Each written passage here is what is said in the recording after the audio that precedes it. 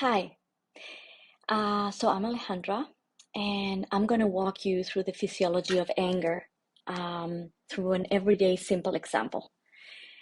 So, just for a moment, imagine that you wake up in the morning and you have been sleeping well, you have been exercising, eating healthy, and you have a safe roof over your head.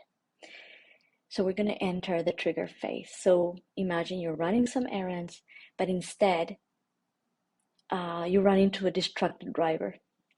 You might experience intense fear and a quick freeze, and then the anger, just like fire rising up in your belly and your throat, urging for you to defend yourself. However, in this example, we're going to imagine that in this first trigger, you contain your anger, you extend your boundaries, and you just let it go. Now, a few hours later, you're busy, you're feeling engaged, and focus on some chore.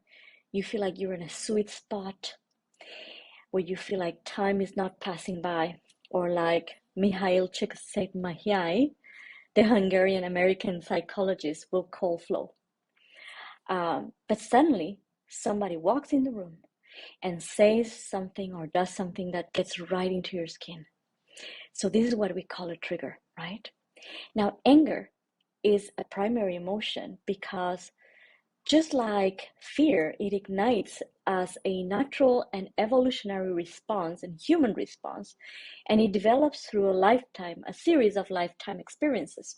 Now, some triggers are just triggers, but some other triggers, like when anger feels sudden and uncontrollable, are what we call trauma triggers. Now, if the trigger is not traumatic, or you have worked on this trauma, you might experience a slight raise on blood pressure, a slight raise on the heart rate, but still you will feel your body as present, grounded, be able to breathe, and have some solid mental capacity to choose, to understand what's happening. So again, if the trigger feels manageable, we can respond by cracking a joke with healthy humor, for example. We can respond from a place of curiosity, genuine curiosity, or empathy. And perhaps we can access compassion and ask ourselves, I wonder what this person is going through right now.